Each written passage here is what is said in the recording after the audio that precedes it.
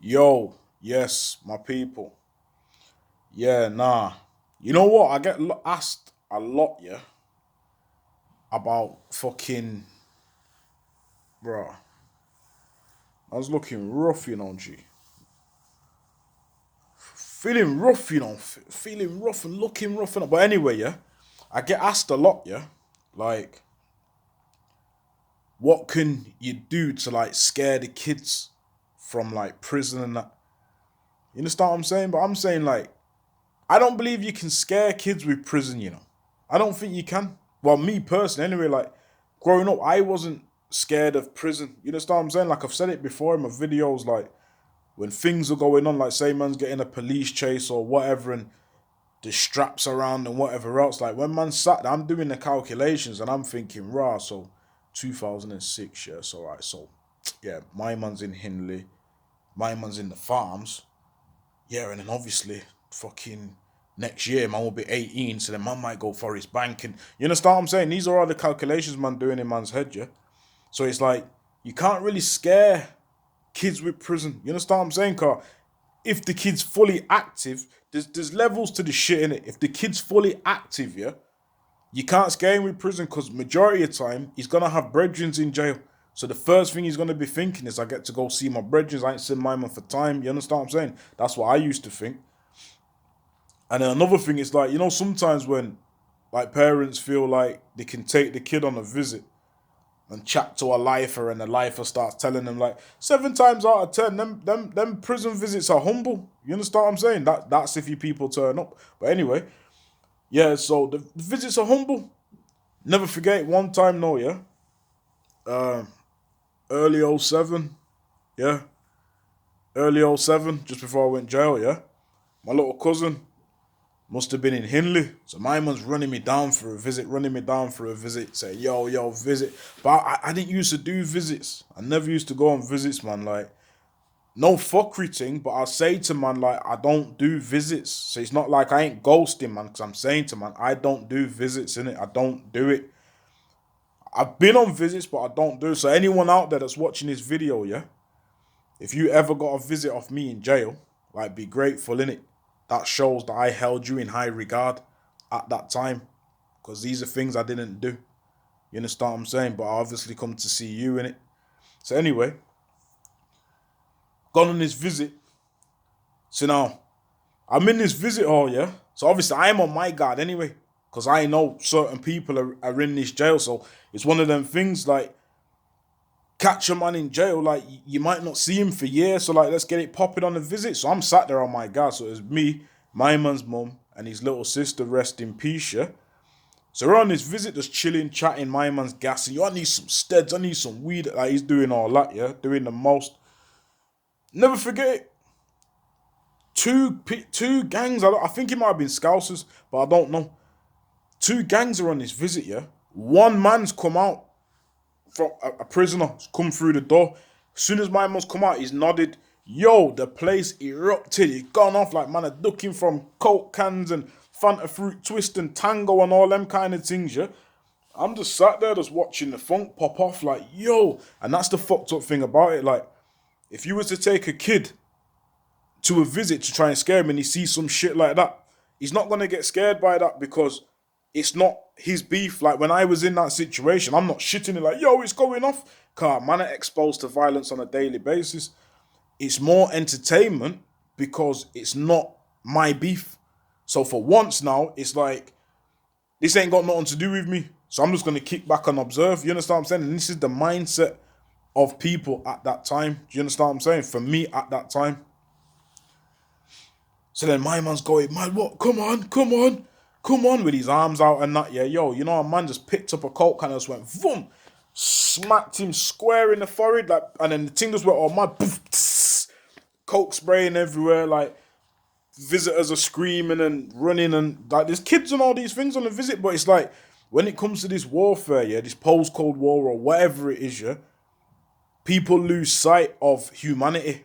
Do you get what I'm saying? It's like, how are you gonna get it popping when there's kids and babies and all these things, but it's like you're just seeing your enemy. You understand what I'm saying? That's the fucked up thing about it.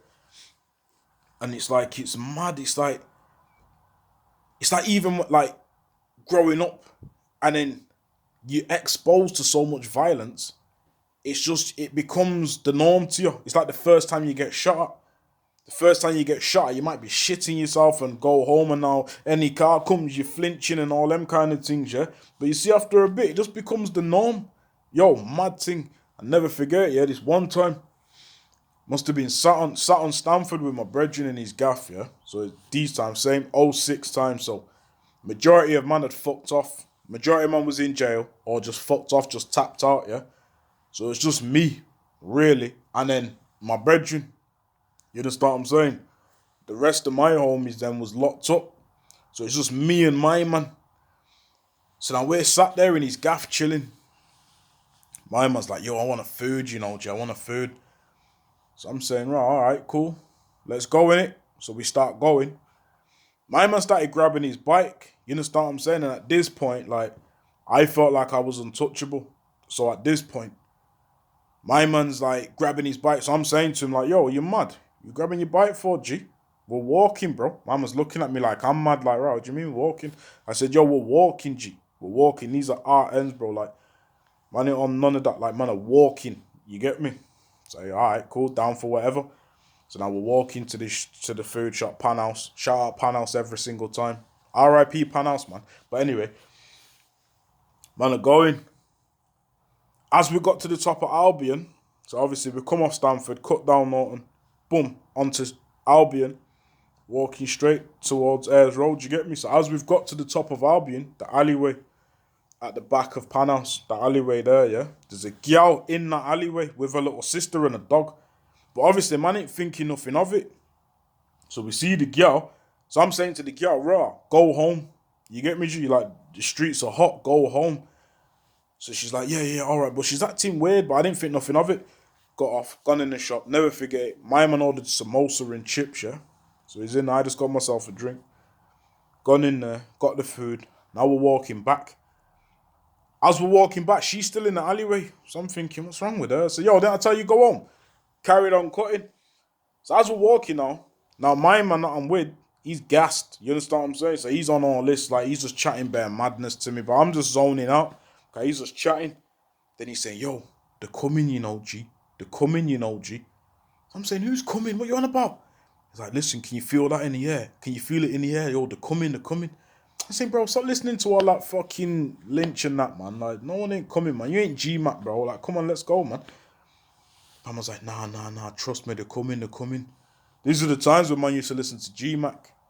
Below the Surface, the Graveyard Shift, big album. But anyway, yeah. So, man, are walking.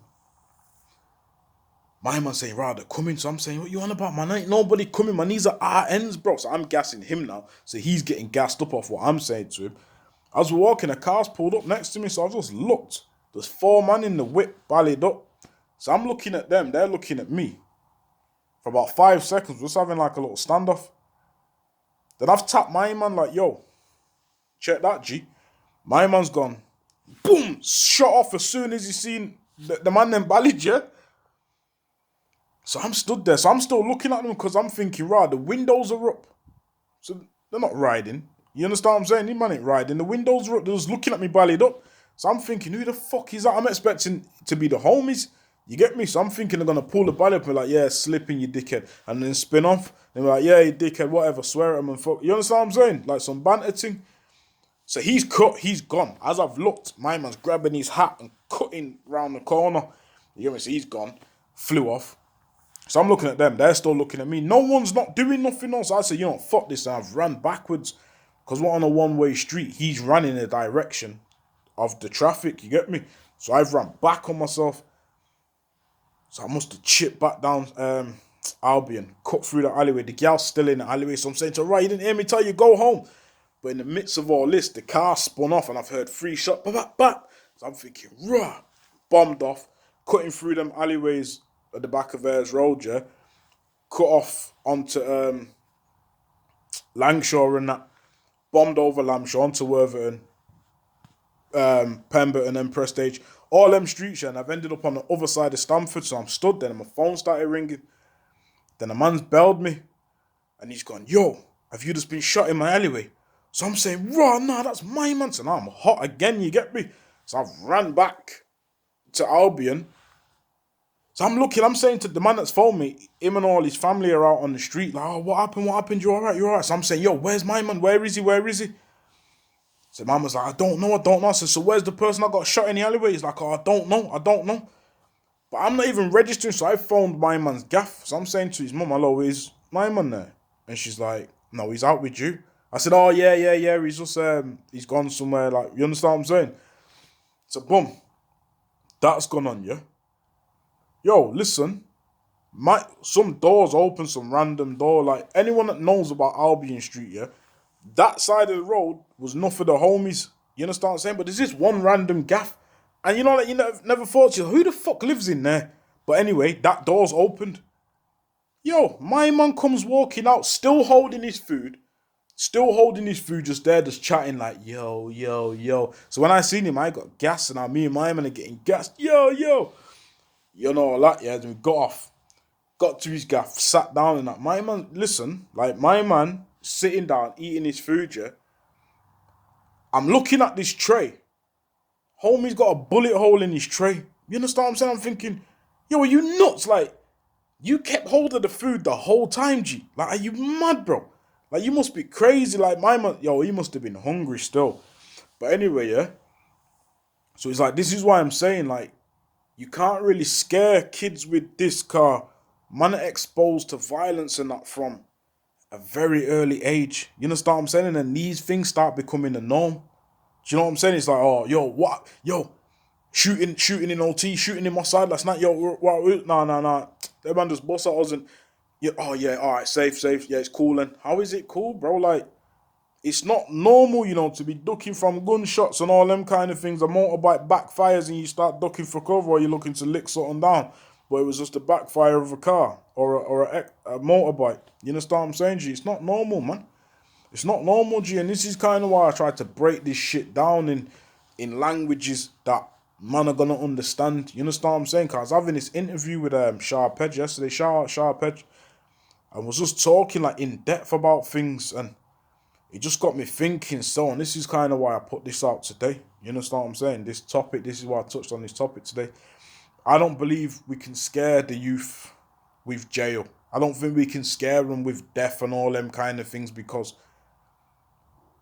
they're exposed to these things from early. You understand what I'm saying? So now you get these young kids that think, right, if I get locked up and I get life, I done life for the cause. You understand what I'm saying? I died for the cause. And now you didn't die for the cause, G. You understand what I'm saying? Like, you just lost your life, give up for nothing. You get what I'm saying, G? So this is kind of why I tell my story, so people can see it now. Now, like, this is living proof of the aftermath of the life sentence and all the life and gangs and criminal activities and all them kind of things. Yeah, this is why man does it, to break that down. Do you get what I'm saying, G? So yeah, just stay tuned for some more stuff, man. Shout out my brethren K Lizzie as well. Tracks dropping soon. You got man featuring on tracks and I'm not even an artist. You get what I'm saying, G? Come on, man. It's time.